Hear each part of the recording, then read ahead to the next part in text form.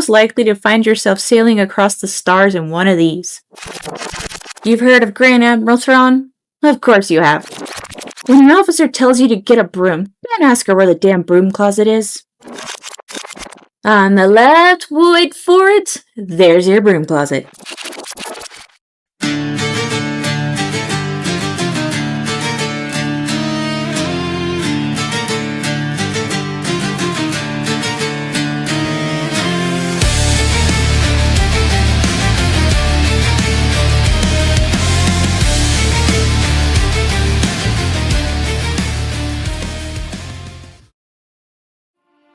Well, hi there. Ooh, look at all that shiny white armor. Well, class, if you're new here, my name is Asal.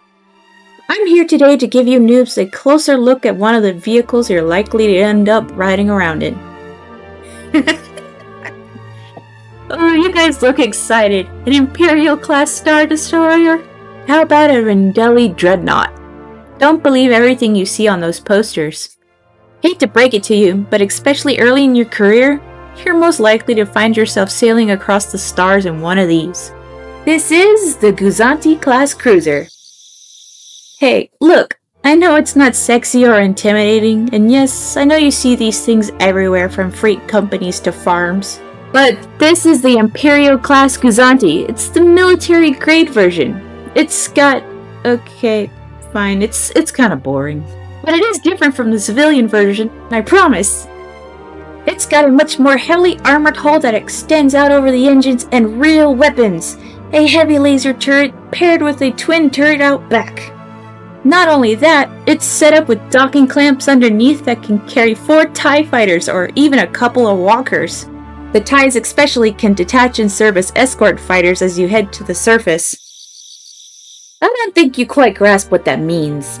The Gozanti is small enough and maneuverable enough to be the ship that brings you to the surface with a fighter escort.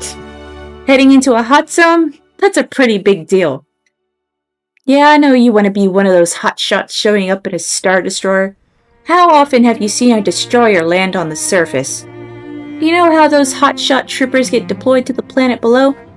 And a frickin' dropship! Yeah, they get dropped to the surface through enemy fire in one of these barely armored tin cans. You want to live long enough to experience the battle below? Then be grateful for being assigned to this little flying tank. Now, while all this is great to know, you aren't going to be flying it. And 99% of your time aboard won't be en route to a battle. You'll be riding along as it patrols whatever sector you've been assigned to. It's gonna be boring. Use that time wisely, walk the ship, learn every square inch of it. You want to climb the ranks? Take the first step up the ladder from average buckethead to squad leader? Be the guy who knows what the hell he's doing. So many of you new recruits think that the path to promotion is through the glory of the battle. Right! When you're out there on the front lines bleeding out in the mud, you know who's not there to see how awesome you were? These guys. You want to make rank? Know your shit. Be the trooper whose armor always fits right, whose blaster always has a fresh pack, and be the guy who knows his way around whatever ship he's on. Want to impress your superiors? When an officer tells you to get a broom, don't ask her where the damn broom closet is.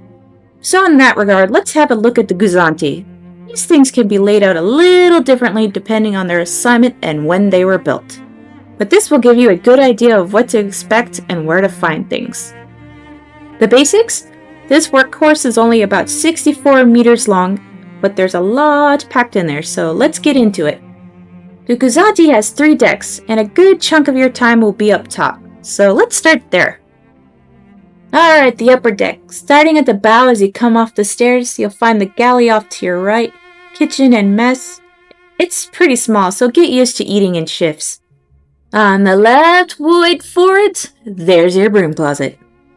All down the central corridor are your sleeping quarters. Congrats! You're back in bunk beds like you never left basic.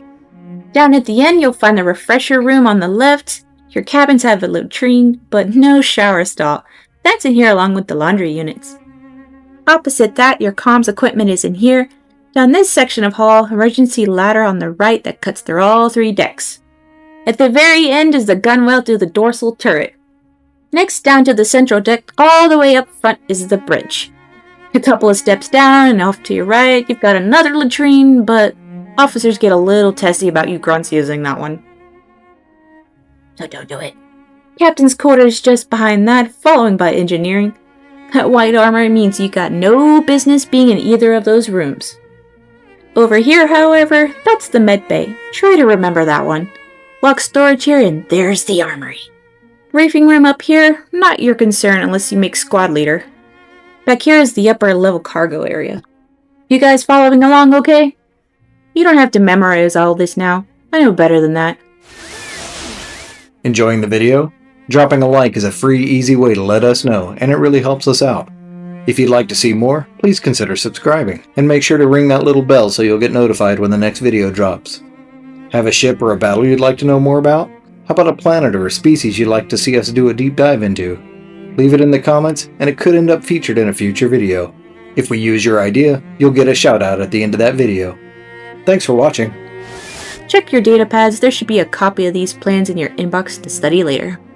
Okay, now we're down to the lower deck. Directly below the bridge, this room is where we store and charge the astromechs. From there, you got airlocks on either side, another latrine off to the right, and the passenger elevator down to the ground. Up on the left here is a workbench for small repairs around the corner from the tractor beam controls. These run the emitter just outside this cargo hatch.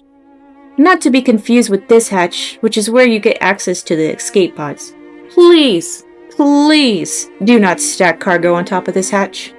In either corner of the lower cargo bay are the access ports to the TIE fighters below, ATSTs, and whatever you're linked up to. Down the end here, you have the lower turret gunwell. And well, that's pretty much it for the grand tour. The technical stuff isn't really your concern, but I'll hit the basics real quick. In atmosphere, I'll do a fairly impressive 1,025 kilometers per hour. Hyperdrive is kinda meh, class 3 with a class 12 for backup. Top-notch shields though, along with the heavy armor plating makes this one of the safer ships fielded by the command. Carries 300 metric tons of cargo and 1 to 2 months of consumables. It typically hosts a crew of 12 along with a squad of you guys. Underneath they'll haul around 4 TIE variants, ATSTs, ATDPs, and believe it or not, they can also carry 2 AT-AT walkers.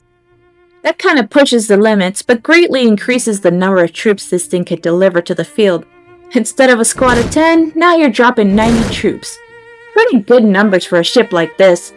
So, back to where we started. I know the Gozanti isn't the darling of the Imperial fleet, and doesn't get a lot of wow points. But don't turn up your nose at this thing. In my experience, Gozanti captains tend to be more sensible and level-headed people than you usually serve under. Most of the time. These ships are workhorses. They don't get the glory, but they really are the backbone of the Navy, especially in the more far-flung regions of the galaxy.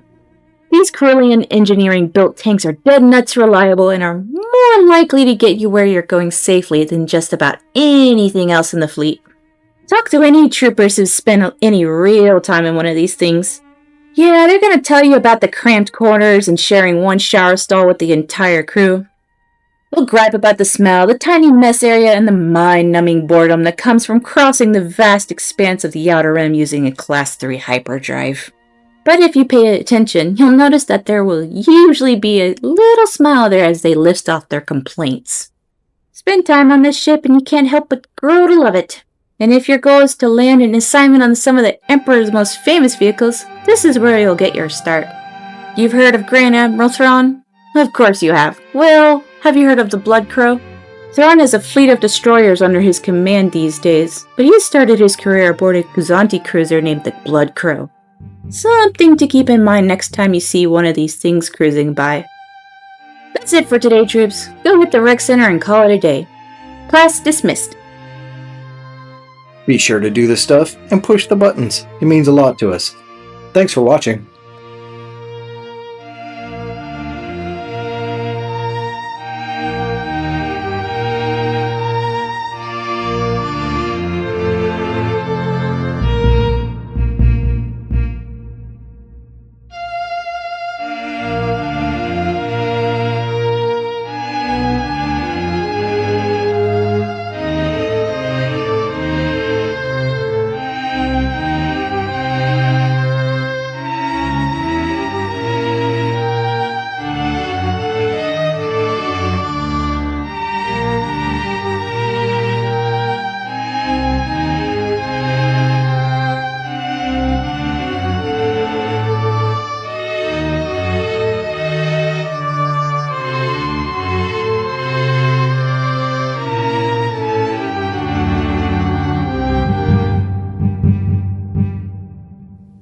Not only that, it's set up with docking clamps underneath that can carry 4 TIE fighters or even a couple of walkers. The TIEs especially can detach and serve as escort fighters as you head to the surface. Is the droid you are looking